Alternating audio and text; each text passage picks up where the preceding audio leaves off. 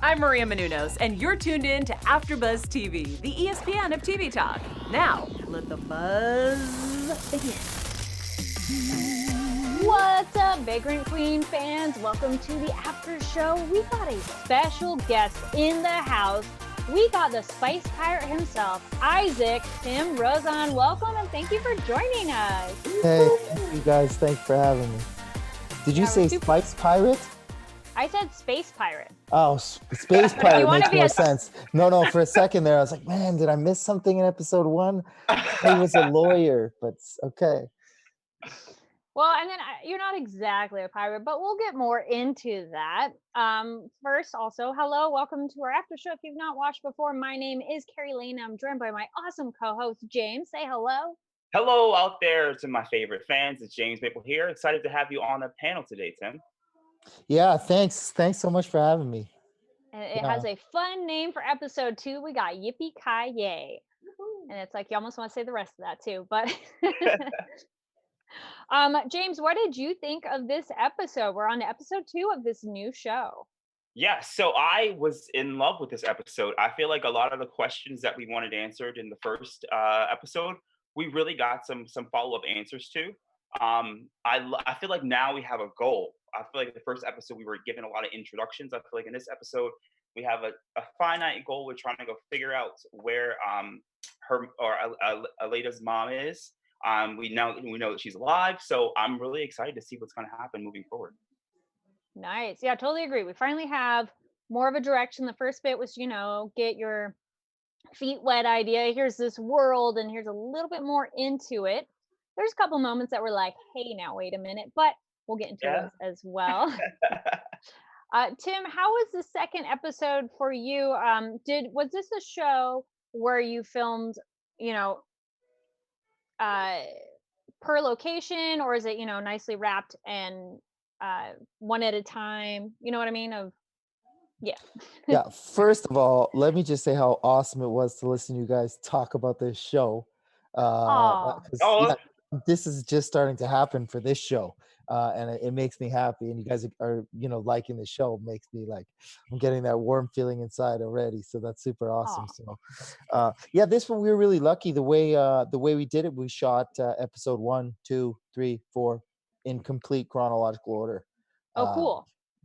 Those episodes are obviously per location. We wouldn't go scene per scene. If you're outside one day, we got to be at that set on whatever day they can get that set. And then when we're in the studio or inside the ship, we normally did most of those Winnipeg shots on the same day or the same week. And but yeah, we were lucky enough to do it chronologically, so it was cool. Nice. And then, so episode 2, we get a little bit more on your character's backstory as well. How does it feel as an actor after like episode 1's come out and people have opinions about your character and you're like, well, wait, there's more. You'll learn more later. Yeah, remember that statement you just said. If I get the, because a lot more is coming.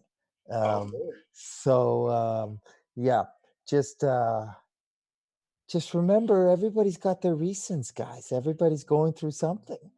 Okay.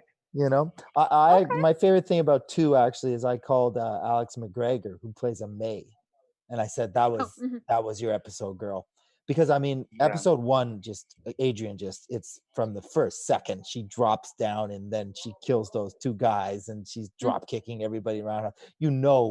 This is Adrian Ray's show. It's like she just kicks ass from the beginning.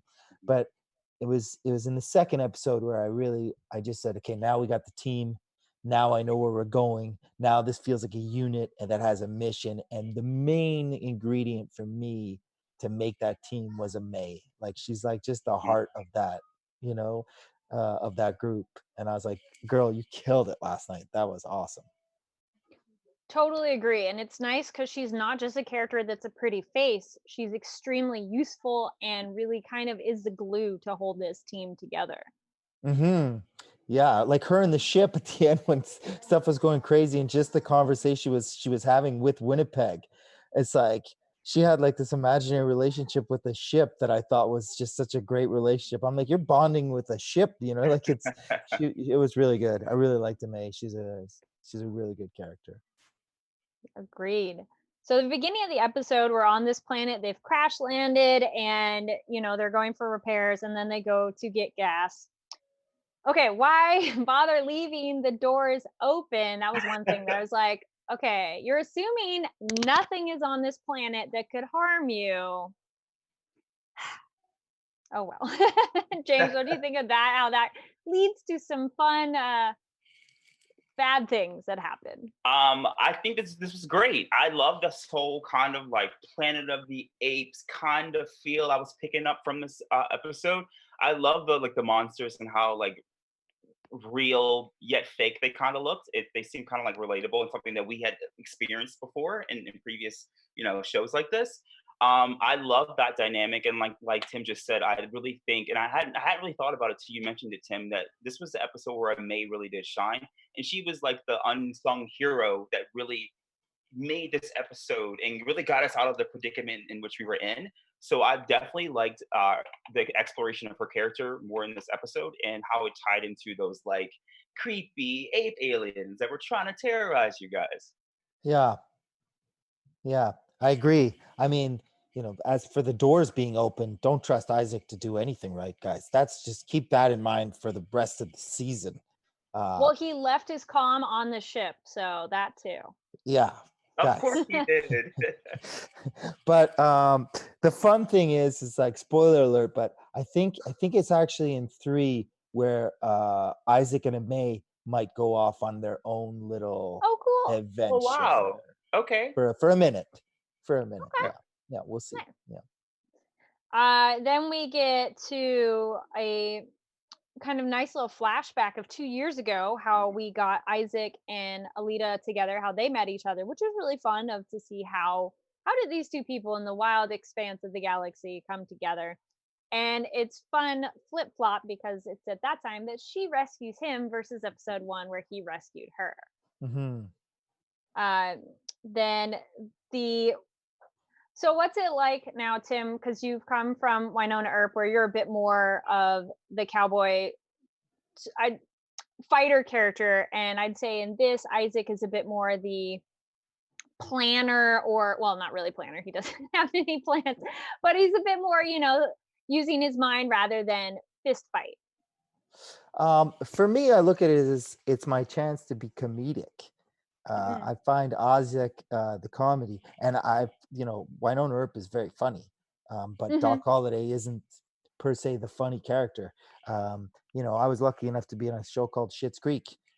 If anybody's seen that, that's one of the funniest shows out there. Everybody on that show is funny except maybe my character, who wasn't funny. He was in funny predicaments or scenarios, but I wouldn't call him per se the funny character. So this character, I got to try and be funny for the first time, and it's fun to be funny. Mm-hmm. That's cool. I definitely think, Tim, too, in the comedy of your character, we were speaking about this last week, and that I feel like it really brought such a sense of like lightness to the topic. Because we were faced with all these different obstacles, and you guys are traversing the galaxy. It's nice to have that moment, and you provide more than one moment in every episode, it seems, to give us that quick laugh, that quick, okay, it's not that serious. It's really nice just to have a quick laugh. So I definitely appreciate, I think the viewers appreciate that aspect of your character and the light that you brought to it as well. Yeah, thanks. That's kind of the whole vibe of this show. Is like someone asked me to describe it in 3 words, and I said humor, heart, and hectic. I didn't mean for all 3 to start with the letter H. It just happened that way. But hectic was like this South African term that everybody said all the time. So it was my favorite thing, because I was like, "Hey, how's your day, man?" And they'd be like, "Hectic, bro." And I'd be like, "Hey, how's your day?" And the makeup girl should be hectic, bro. Like, just, it was like things were hectic, but hectic could be really good too. Like, how's things? How's it? Oh, hectic. Yeah, okay. And but it's also like, how's things? Hectic. It's like, so that was like my thing. And that's the show. Sometimes it's light and sometimes it's kind of serious. I mean, I'm imagining you're going to get to it at some point in this. So I won't talk to when it got serious now, but episode 2 got serious at some point too. Yeah. We do have a live chat going on, so welcome everybody who's joining us live. Please have your questions for Tim. We'll look at those. And if you're watching it later, comment down below. Don't forget to give that thumbs up and subscribe. So we got Suzanne Taylor said, are there Canadian writers on the show, or are the Canadian references all because of Tim? The Canadian reference actually comes from Jason Smith, who's one of the comic book creators with Magdalene Visaggio, because the book is based, the show is based on a comic book, Vagrant Queen from Vault Comics, and he's a Canadian. So all the Canadian references were kind of Jason Smith Easter eggs that he stuck in there. Okay. So that's where they kind of came from. No, Jem Gerard is our writer, and she's from England. She's British. She's our showrunner, writer, director. She's our queen, our leader. She's everything. She's just a powerhouse of a person and woman. She's incredible, and she's British. She's British. Very cool. British. Cool. We have another question. Tarina76 says, some people have compared this show to Firefly, but whereas Firefly has a Western vibe, how would you describe this show's genre influences? I mean, it's influenced, I think, by it's just whatever Jem liked. I know she loved Guardians and Star Wars, but there's like a really, I think everybody can feel that 80s vibe to it too. It's just there's something like with this, like even the color schemes of like she loved neons and like so I don't know if neon was a vibe. I'd say neon has to be in there, you know. For sure. Definitely pick up on that one, which actually leads to the next viewer question. We have Only One Leia says, 3 questions. Who's in charge of the background color schemes?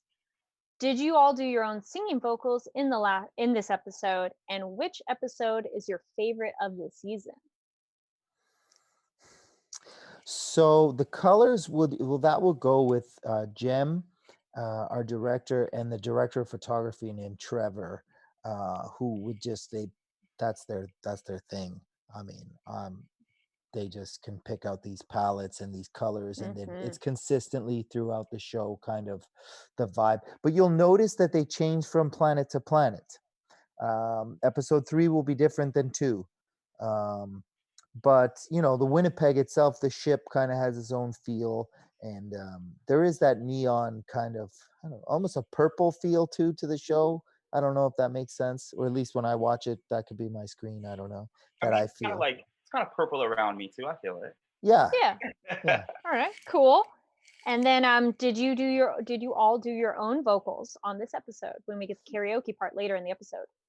Yeah, they did. I mean, I'm a bad singer, so that was easy for me. I think that was harder for Adrian because Adrian can actually sing. Like she's got pipes. Like she's a pretty accomplished singer, and the way the scene's written, it's actually Amae who's supposed to be the one who's good to change the. I love that scene. I love that scene. That was a night shoot, and then it was our first night shoot. So we had the day before we shot a regular day. So it's like then you're supposed to go home and not sleep because if you don't, you're gonna mess up the whole. So it's like, but nobody can do that. Yeah. So it's like everybody shows up, but then it's like 4:30 in the morning and people are just dropping like flies. But luckily, like I'm suspended in the air in this giant metal cage with fire pits below me and giant speakers blasting Starship at you. Nothing's gonna stop us now. So it was easier for us to stay awake. But I definitely remember looking down and seeing Jem, and Jem was just there, and her energy was non-stopping. And I was like, yeah, I'm not stopping if she's not stopping. Going. Nice. And then what is your favorite episode of the season? I mean, that's tough because there was bits and pieces throughout the season. I do know 3. I had a lot of fun. Again, just Amae and Isaac doing some stuff by themselves. You know, because we're not the hero. So it was fun to get like, you know, the 2 of us trying to be the hero was real fun. We're gonna get into Isaac's backstory a little bit more, and we'll see what happens and how people react. But those scenes were really fun to do and challenging. Yeah. So we have the part then later we mentioned the gorillas. Are they called beaters? That's what I thought the one woman called them. They were like the gorilla thing. So they're like, "Oh, you're in beater territory." That's what I thought she I said. think you're right, Kari. I saw that on the closed caption. I think that's what. Yeah, I saw that on closed caption. I'm like, "Oh, okay, cool." Yay for closed captioning. Yeah, that's our Gladys, who essentially is rescuing her, but then captures her, of course. She says she doesn't trust people, but I thought she was very trusting. Right? All right, Yeah. cool, thanks. But yeah, that was almost kind of comedic. And then when they're in the prison, that's when we kind of really get that heart to heart serious kind of. Well, that's actually a little bit later. They're in the prison in 2 different times essentially. So we learned the one part of the backstory that 3 months ago, essentially they both betrayed each other. So I don't know if that necessarily makes it better that they both did it, but it was nice to learn that. So then we learn that Alida's been hiding since she was like 10 years old. That's also when Isaac learns about her past and why didn't she tell him? And he's more upset about money and not the friendship, and that's what pissed her off more. James, what did you think of that reveal? I was a little taken aback by that. I definitely think that Isaac, I don't know, I feel like he made the situation far worse than it needed to be. I don't think that by Alida not disclosing the fact that she was a queen really changed too much within their present dynamic. But I do feel that Isaac was just like genuinely upset by it. I definitely think that it was like he felt betrayed in a sense. But I definitely think that Lita felt betrayed by the fact that Isaac was only thinking about the money aspect of it, because they're kind of going towards the same goal with different means. And I think their means finally got to a head and they had to make a decision. And I'm happy we got to see that decision being made, because it was such a heavy topic of the first episode. And then Tim, how was that scene for you we get the reveal and then also I guess what was the direction / motivation you think for your character in terms of, was it really just the money? Oddly enough, I don't think it was just the money. I think he was hurt by his friend lying to him, but he won't say that. I think, I think he just said, "Oh, we could have used this for the money and get on that." But I think deep down, he's a sensitive guy, and his friend lied to him, and it kind of hurt his feelings a little bit. But that scene was actually one of the audition scenes for Vagrant Queen, and it was actually the first scene that Adrian and I workshopped together. Her and myself, we got together and we kind of just read through it before filming. And it was like maybe the second day I met Jem and the second day I met Adrian, we just kind of, okay, well, let's see what we got. And we did that scene and another scene. And I remember leaving there saying, "Oh, this can be good. Yeah. This can be good. This can be good." Because we had chemistry right off the bat, the two of us. And I said, man, if we can have chemistry in some hotel conference room, we're good. Yeah. Now, had you read the comic book before, or were you aware of it? And kind of second part to that is, how did this come across your desk essentially, or your agent just go, "Hey, you should check this out"? Yeah, so I mean, what happened was this last year, for people who don't know, is I'm on another show called Winona Earp, and we were involved in something pretty crazy, and we almost lost our show. So here I was, I had this giant mustache, and I heard my show wasn't coming back, and my heart was broken. So I shaved, and just as I was getting upset, I got this call from my agent saying, "Hey, there's this show. They want to see you. I think you'd be great for it, and I think you're gonna like it." And I remember at the time I was vacationing down in Orlando, Florida, and I got it. And so then I was like, I loved it right away. I just got this breakdown of this character and this scene. That was one of the scenes, and I got him right away. And I said, I got to go do this. So then I was looking in Orlando for someone to help me put on tape, and I actually did the audition with a Mickey Mouse shirt. But I felt like it worked because he's supposed to be from Earth, Captain Space, so he's like repping Earth. You know what I mean? Yeah. Yeah, and then I didn't hear anything for a month, but because of that breakdown, I learned that it was based on a comic book. So of course, like because I loved just the audition and from the scenes, I added it to my pull list. Like my comic book guys are like, I'm like, yo, you gotta get me this book, this fall comic book. He's like, oh, we got it. I'm like, oh, perfect. So then for my callback, which turned out to be a screen test, um, I had read the book. So I got a better grasp kind of the character. Yeah. And the good thing is I was supposed to fly out to LA to do the screen test, but then I booked this Hallmark Christmas movie. So then I'm like, well, like I can't fly out. I got to fly to do this thing. And then they're like, okay, well, can you do a tape, do a second tape? And I'm like, yeah. So because of the comic book, I colored my hair um, orange because in the book, Wow. yeah, in the book he's got orange hair. So I'm like, so I went to the hairdresser. I'm like, yo, can you get my color like orange? But it's kind of dark. So she stripped it first, and by Oh. stripping it, it turned orange. So Mm. then she's like, okay, I'm gonna color it. I'm like, no, leave it. It's perfect. And she's like, I can't let you walk out of here like this. And I'm like, no, it's perfect. But then of course, you know, the next day I had to show up to Hallmark to film the Christmas movie, and I had orange hair, so then they had to fix it. But Oof. I apologize to Hallmark, but it was worth it because I really, really want a Vagrant Queen. So I hope your hair has recovered. It yeah, looks like well, it has. there's hints of like red in there. Okay. uh, then we get while they're in the prison, Amae is to the rescue, which I was like, yes. What do we think of her?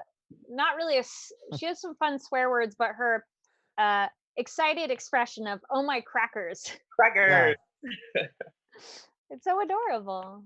Yeah, I love it. I thought that was a cool little like hopefully it will be becoming like an ongoing joke. I remember I forgot what show it was. I'll start Battlestar Galactic, I think it was, and it was like with the frack or something like they would say things like that.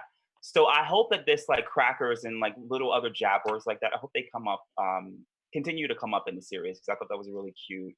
And it's very Ame, I feel like she's like just badass enough, but not quite. So she'll say crackers. So I thought that was a cool little cute thing for her to say. Well, it's also funny because later when she actually says a more swear word, she apologizes, Yeah. Yeah. which was cute. Tim, are there any favorite fake words on the show that stood out to you that you recall? Well, crackers would have been the one that I said right away. Like we even said like back in the day, I said, oh man, I swear one day we're gonna see like a crackers t-shirt, like an O crackers t-shirt for sure, because it's so good. And just like the first Good. time she said it, I go, that's a good line. I'm telling you, that's a good line. That crackers thing is good. It's solid. Yeah. Okay. And I was there for the day they were brainstorming her swear word at the end. I can't remember what it Hmm. was. Did she say schlep or It was close to that. I didn't write it down, but Yeah. it had that like CH, something? Yeah, SCH something. something. But I remember Schlepsy they or came up something. with it together, actually, Jem and Amae. They were like, what would be like a word, swear, kind of, but not? What do you think? And they came up with that on the spot. Yeah. It works for Uh, sure. and then we learn teamwork. You need that because there's no plan and they're just arguing, and so they get captured again. Yeah. Uh, which in a way was comedic because you're like, all right, it was kind of funny.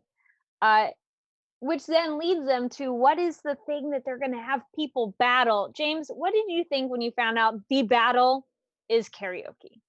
I gotta be honest. Up until the actual moment with the music starts playing, it didn't dawn on me what the battling was. Like I thought that was such a great thing for them to include. I think the scene was kind of going through like the cages where everyone was Mhm. kept, and they were playing like on the loudspeakers outside. So it really they did a great job of creating that atmosphere where you thought like, oh, it's a coliseum, like it's about to be gladiator style, it's about to go down. And it didn't dawn on me until like literally they started playing that Starship song, and I was like, wait a second, why is Peter Rabbit in the cage next door, and does he have a microphone? Wait. So I thought that I was initially kind of like, what? But I thought it played it out so well, and it definitely left a smile on my face as I was watching the end of the episode. So I think it was a bit of a risk to do something like that, but in this instance, I think it worked brilliantly. Yeah, I thought it was very funny, and it's it wasn't too surprising because it is a show that's, gonna twist you on your head in a good way of like, oh, okay, like that was the plan. I liked it, the raising and lowering. And yeah, I'm glad you mentioned that. I like that it's Peter Rabbit. Woo! Yeah, no, that's cute though. And yeah, Tim, like that you posted a couple of photos on Twitter too of like you guys overnight and you with that character. We've been talking a little bit about how cool the prosthetics are on this show. What are they like in person? Yeah, I mean, all the praise needs to go to the South African prosthetics department, hair makeup department.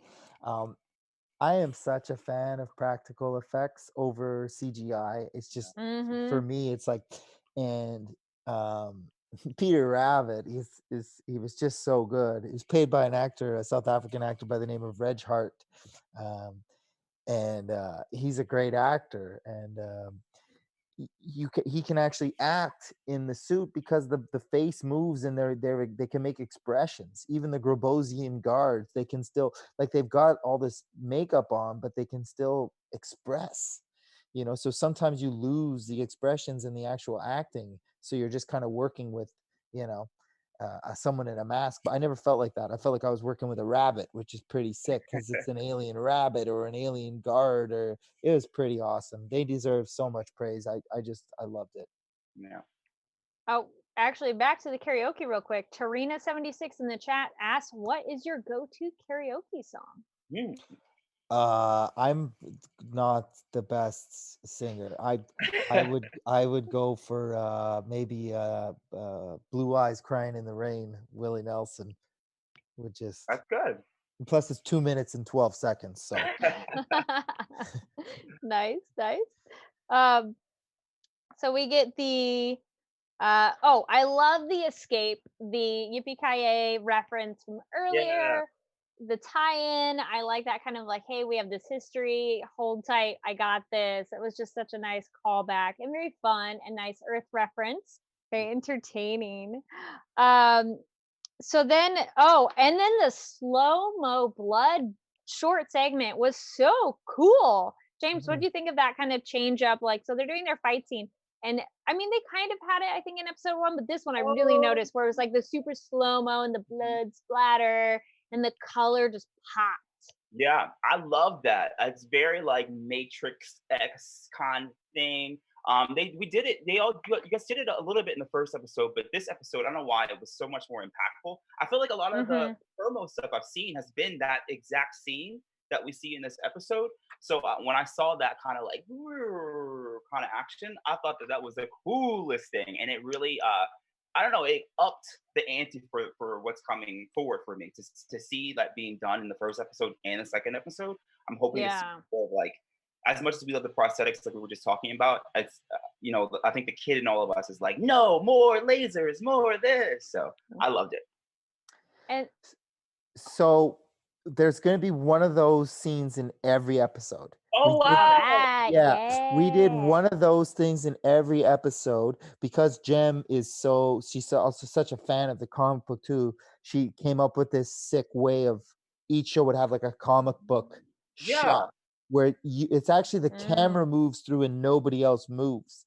But the way we shot it is we didn't move, but we were on position with green boxes and stuff, or like we could not move. It was like had to stay as still as possible. And these shots, they get more and more complex for each episode. Some of them are like 30 seconds where you can't breathe, you can't blink.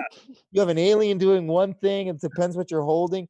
So it's like funny because as you learn, like the beginning kind of when we were doing those shots, Adrian was like, oh, can I get 2 guns? Give me 2 guns. So I'm like blasting 2. But by the end, you don't want to be holding no guns. You know what I mean? Because if you shake at the end, we got to redo the whole scene because the camera guy just comes through the whole shot. It's super cool. That's so cool. Does the camera guy do that like slowly, or is it kind of very slow because it's just that move to catch? So then you see this. Oh thing. yeah. That's all Jem. That's Awesome. It's great. I mean, like, again, as a viewer, it's something now that we know that it's going to be every episode.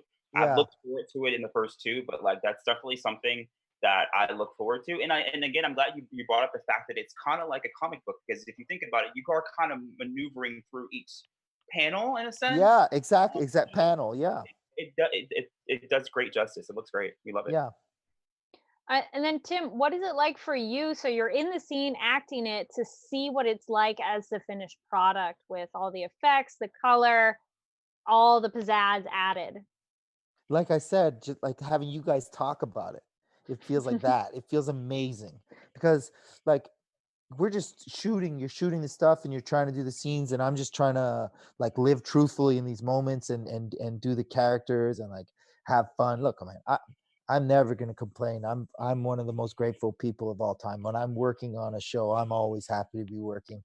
But when I get to play a character that I love and adore, it ups it even more. So it's just like, on set, it felt special and it felt great, but you don't know, you know?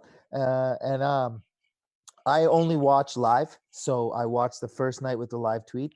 The network tries to send me it before. Some actors watch it, some don't. They like to, before they live tweet, know what they're going to say. I don't. I like to just go in and be that way. If stuff happens and I'm like, whoa, it's more organic and crazy. And I fell in love. I fell in love. I watched that first episode and I was so proud. I was just Adrian, like she comes, she kicks ass, show's amazing. Then like yesterday, I watched like last night, Friday's episode of May. I just thought, you know, and Paul, I got our villain is just fantastic. He's so good. Yeah. Yeah, it's really good. I'm loving the show, man. I'm loving it. I'm a fan of the show. We got two questions from the chat right now. We got Anna Chavez says, I'm loving all the action scenes. How much prep work goes into those scenes? And are these scenes fun to shoot? Yeah, they are so awesome. Like the whole South African crew is just incredible. The stunt team there, the coordinator, his name is Kerry Gregg, and his whole team is they're incredible. Like he's like the sergeant, and they're ready to go for war for this guy. And they were amazing. They were amazing with us. They were amazing. They were amazing to work with. And but to be honest, we did so much of our own stunts. It was really crazy. I think Adrian did probably all of hers. There was only one or two things they really wouldn't let us do, and that'd be pretty dangerous stuff. But most of the time, yeah, they just kind of train us some stuff, and then you just go out there and do crazy stuff. But like I said, it's kind of like when you're working with practical effects, it's not hard to act. Like when Isaac was like reaching for the thing, and I was actually hanging in the middle of the parking lot. Like I was probably like 30 feet, maybe 30 feet in the air, Oh, hanging up wow. on a crane. You don't see that because there's like a green screen. Then you see it on TV and you're like, I can tell he's not on a green screen. But for me, I was 30 feet in the air in some parking lot hanging from a crane with a laser knife. So the fear is real, is what I'm saying. Well, thank you for risking it all to make it look so good. Yeah, no problem. It's fun. You mentioned live tweeting. Only One Leia asks, how much have you missed live tweeting? So much. Like I didn't have Twitter until 4 years ago, until Winona Earp.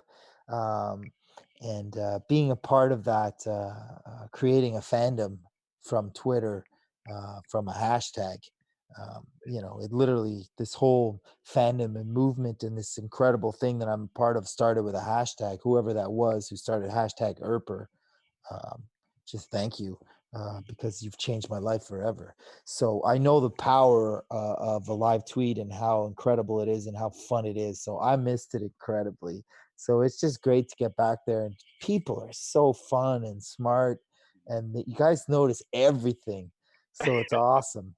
But it helps when you're a fan of the show too. Like I'm a fan of it, so it's like it's really fun. It's clearly, it's very obvious you're a fan, which is great too, as someone who watches it, because it's not, you're not just going through the motions. And so thank you from a fan as well. And from James would be like, yes, we can tell you're into it, which is so fun to watch. Yeah. We get at the end, okay, so Amae wants to stay on the ship with them. So glad she needs to stay with them because they need help. And they need her. And I like the moment between her and Elida, which is a very timely thing to say. I feel it's always very timely. And Alita says, it's not your fight," but Ame says, "Imagine if everyone thought that." So it's one of those things of, yes, something may not be your fight, but if everyone thinks that, nobody's going to help anybody. Mhm. I thought that was very like, oh, I like it. I Strong agree. characters helping each other out. Yeah.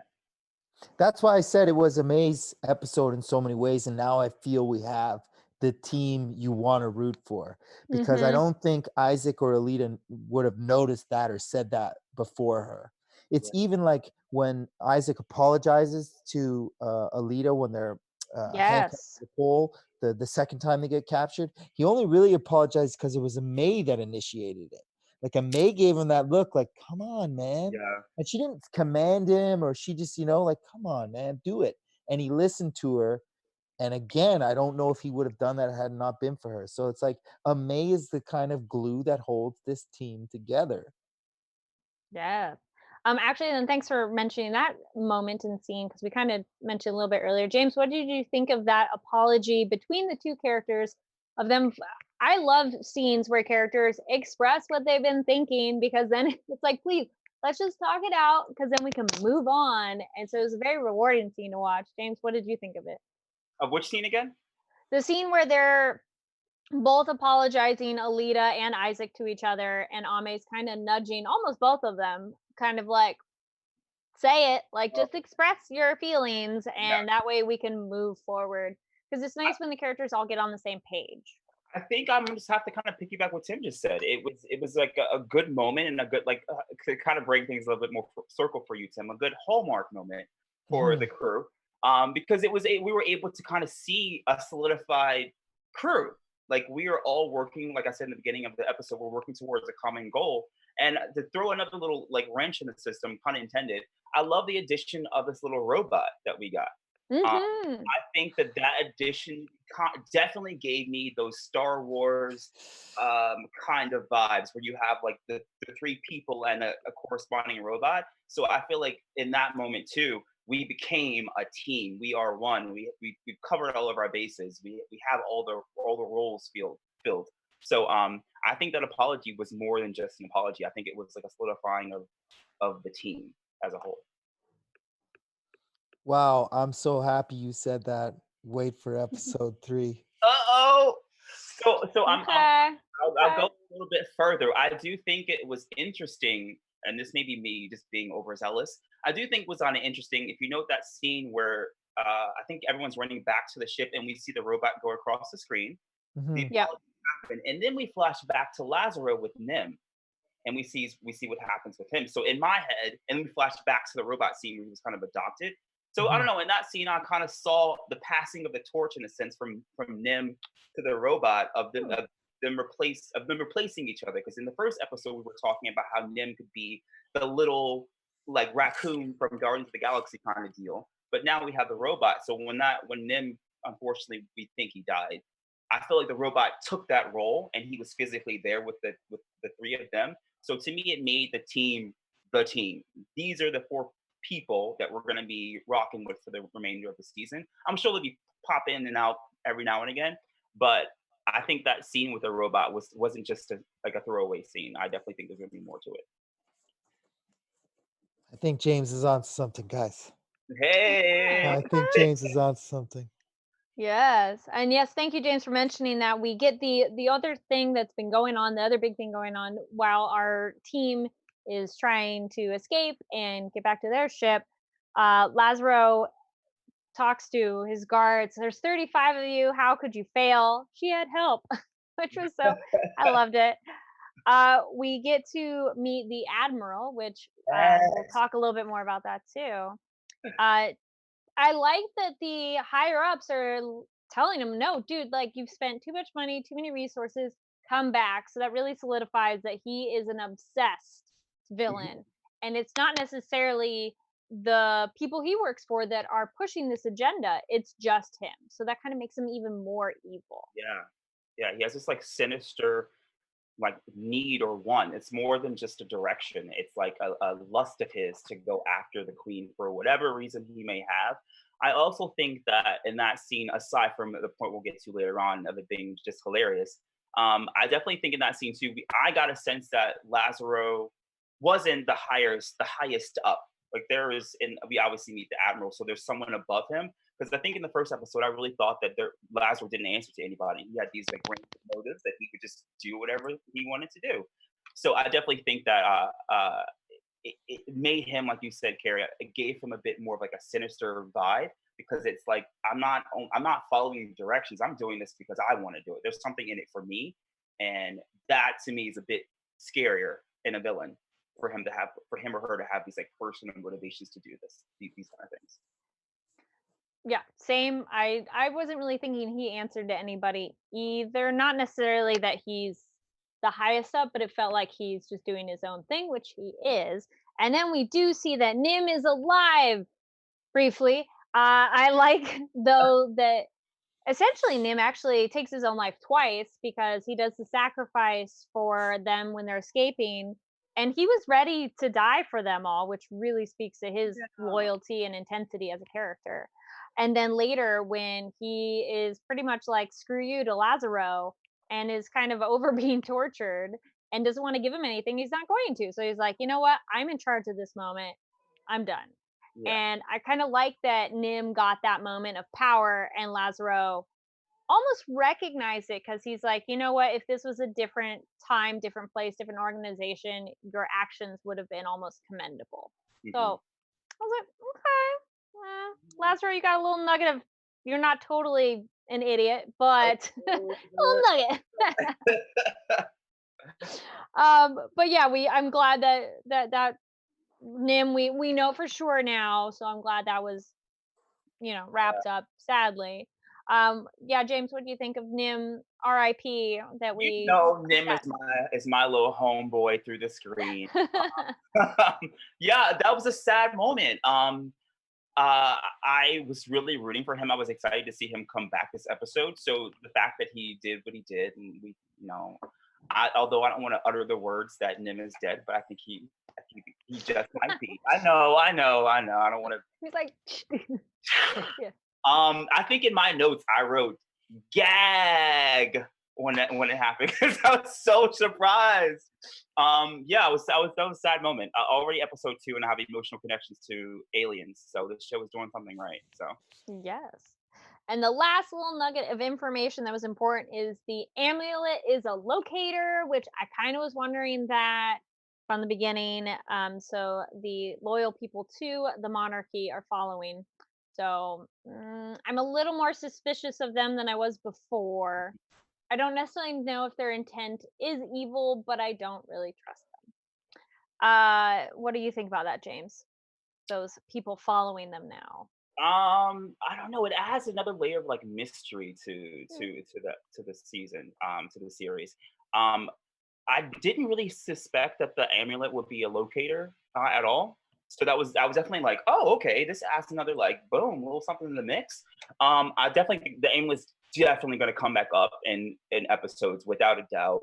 That's like the one tangible thing I think that Elida has that connects her to her mother. So in a sense, it's like the best and worst amulet thing to have, because it's a spiritual or emotional connection, but also a physical connection to the people that she doesn't want to interact with. So this is definitely not the last time we're going to see this amulet. I would put money on it. So Tim, I bet you have experience by now, but how much work is it to keep that poker face when people are talking about their what they're thinking ahead of what's going to happen?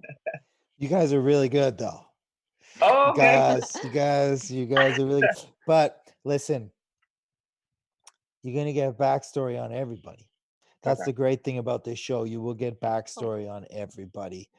There is more to Lazaro, and we will find out more to Lazaro. Admiral Reichel, we will find out more about Admiral Reichel, played by a great actor, by the way, called Robin Scotch, South African actress. And she's an acting teacher there. So every time Reichel was around, all the South African actors were like, oh shit, we better be really good, because like she's like the bomb over there. Yeah, Nim was a heartbreaker, and Nim, I thought that scene was like heavy, man. It was like I just remember there being like blood, and I was like, "Whoa, this is crazy." Also, probably one of my favorite actors I work with on the show, Themba Nutelli, who plays freaking Nim. But Jem did tweet that night that I think maybe there was a litter that Nim came from. Okay. I mean, she tweeted that. That's our showrunner, so I'm not. Yeah. Yeah. Very cool.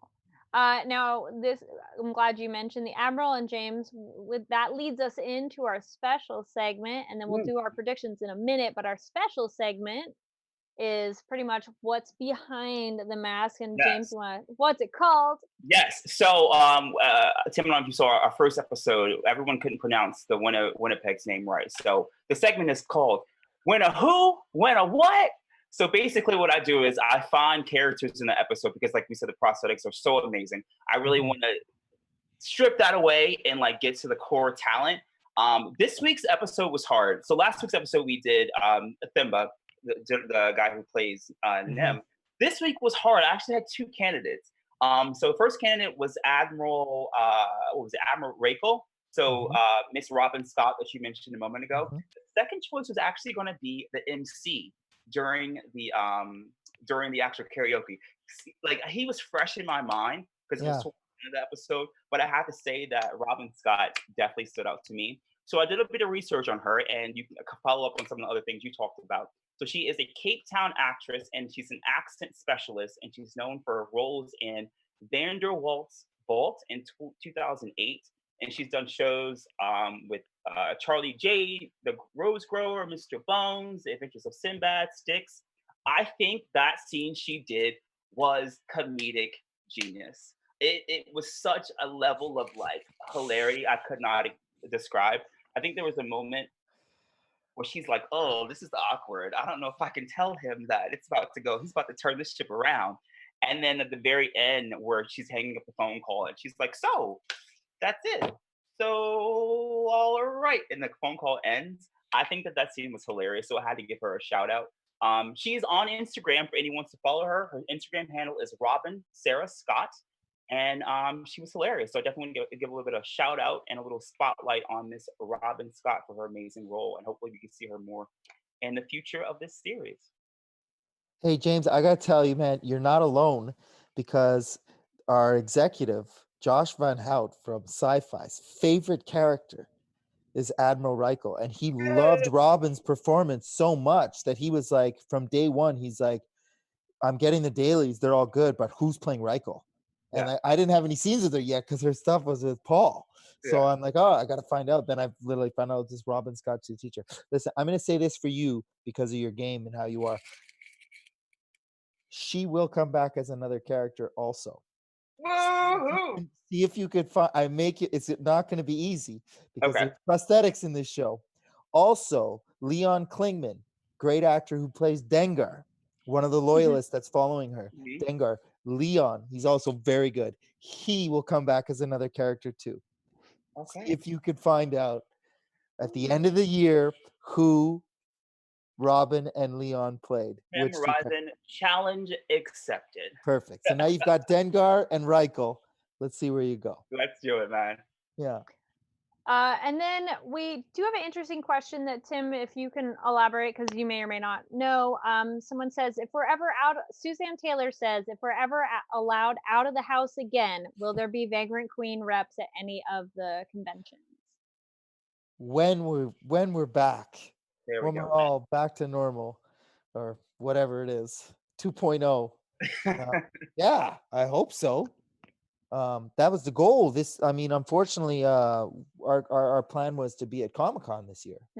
That was talked about already. From production, Blue Ice, from SyFy, and everybody. Let's get everybody to Comic-Con. Let's try and get a panel. Everybody's joking, saying, "Oh, Tim, you're going to be real busy this year at Comic-Con. You're going to run from the Winona Earp one straight over to Vagrant Queen." I was like, deep down inside, I was like, "Yeah, no problem. Like, just give me the." Are you kidding me? Double con. Yeah, that is the plan. All right, cool. And then actually, also segue newsy wise with that, earlier was asked, is the shooting schedule conflicting or not? Because it sounds like Vagrant Queen is done filming. That's not going to interfere with Winona Earp once you're able to start filming again. Well, Vagrant Queen is done, and Okay. then Yeah. we're literally halfway through Winona Earp. So we had done the first 6 episodes of season 4, and then we were actually going on hiatus when this quarantine lockdown took effect. So everyone had been going home already. Okay. So I do, before anything happens, I gotta go finish Winona Earp. So I'll do that, and then hopefully jump on a plane, head back to South Africa, and bust out Be Vagrant back for Queen season 2. season 2. Yes. Yes. Awesome. Any other thoughts, James, on the episode before we do some quick predictions? No. Again, just following up from where we started. I'm just happy that we finally got to flush out some of the questions we had for episode 1. Big props to the writers for giving us so much information in episode 2. I feel like the floodgates really opened for any questions that we had in episode 1. So I hope this trajectory continues. Yeah, that's how I feel. Yeah, agreed. I think this episode really added some context for a lot of things going on, and I'm very happy, Tim, that you mentioned that we'll get more backstories, because I think that really helps round out characters when we get motivation. Even if we don't agree with their motivation, it's nice to know where they're coming from. So I'm really looking forward to all of that. And as we kind of predicted last week, we're going to kind of see some really good prosthetics every episode, and so far that seems to be on track. So I'm looking forward to all the other creatures that we're going to see. I'm like, oh, good. What are we going to see next? And yeah, definitely looking forward to the idea of Amae and Isaac having their own little adventure. But then I'm kind of curious of like, why is Elida not joining? What problem did she get into now that she's not on that voyage? All right, we'll see. And we've already kind of said a couple predictions. I want to know more on the loyalists and where they stand, because I hope their intentions are pure. They may or may not be, or they just might be misguided, and hopefully they can get right back on track. But we'll see. All right. Tim, is there any other things you'd like to add and say before we wrap up? Oh no, just I'm super happy to be part of the show. And if anybody didn't know, it's all female writers, directors, showrunner. So probably the first time, maybe in, I don't know, definitely in this genre's history, like all female team. Again, I just, not to give too many shout outs, but I can't say enough high praise to the crew in South Africa and Jem as a showrunner, director, writer. Like, you know, she's in the trenches with you too, which is so motivational and so awesome. You know what I mean? She's there with you at 4 a.m. for karaoke. So that's awesome. So yeah, I'm really lucky and happy to be part of it. Well, slight tease, we may be having her as a guest coming up soon, so all you fans stay tuned for that. Well, she's a comic book fan too, so make sure you ask her some comic book questions. Oh, yes, absolutely. And then you mentioned it, but another kind of final question for you, Tim. You worked on this is like your second strong female dominant character show.